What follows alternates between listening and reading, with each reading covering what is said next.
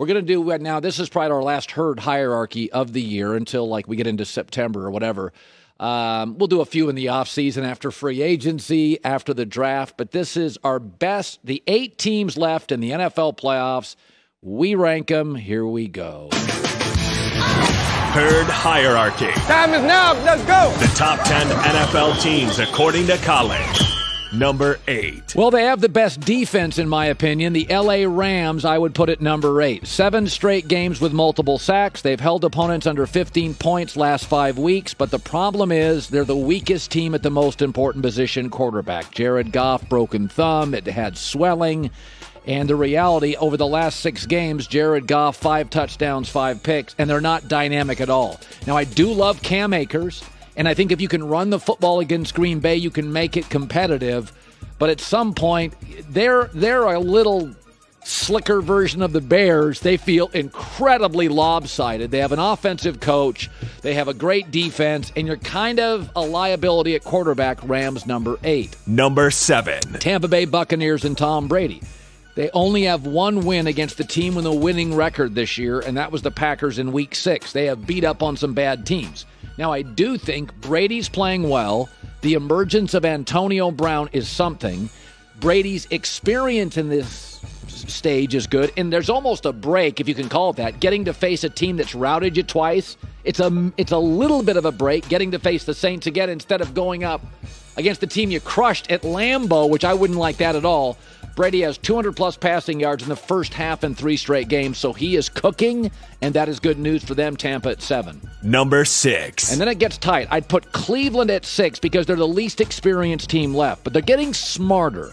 They're 11-0 this year when they win or tie the turnover battle. Turnovers are being diminished. They have the best offensive line remaining in the playoffs. And Baker, since Week 8, 14 TDs and a pick. I think they're well coached. I think they're smart, but I do think this weekend feels a little bit like end of the road. They felt like a playoff team, maybe a playoff win. They got it, but they just don't have a ton of experience, and they're facing the world champions next. Number 5. Baltimore, they beat Cleveland a couple times, so they outrushed the Titans 240 yards to 50, and that's just hard to do. I think Lamar Jackson's always been dynamic, but I thought he played with a self-awareness Sunday. It wasn't about him trailing. It was about him leading. Ball security, made really good decisions, and their defense held Derrick Henry to a season-low 40 rushing yards. So they've got a lot of components for a Super Bowl team. They're dynamic at quarterback.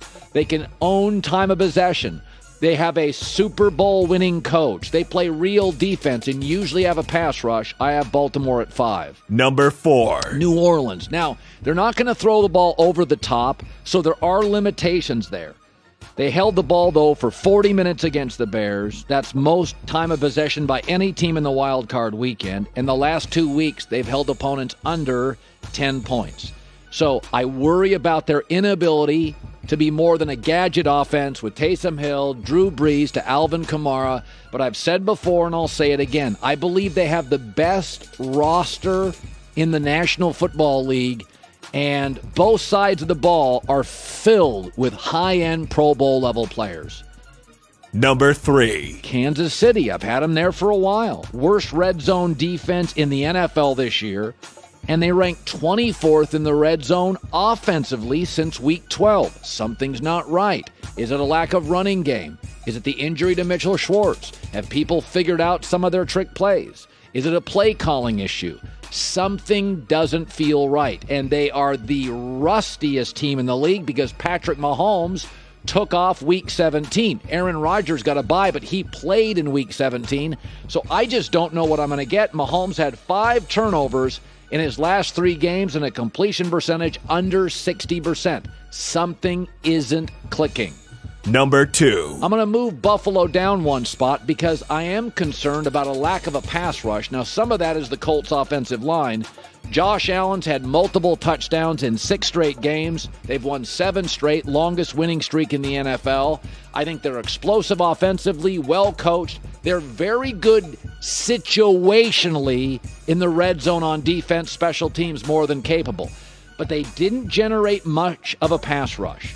And I do think that could be trouble against Baltimore this weekend. If they don't force Lamar Jackson to be uncomfortable, you're going to get his dynamic athletic ability and time to throw.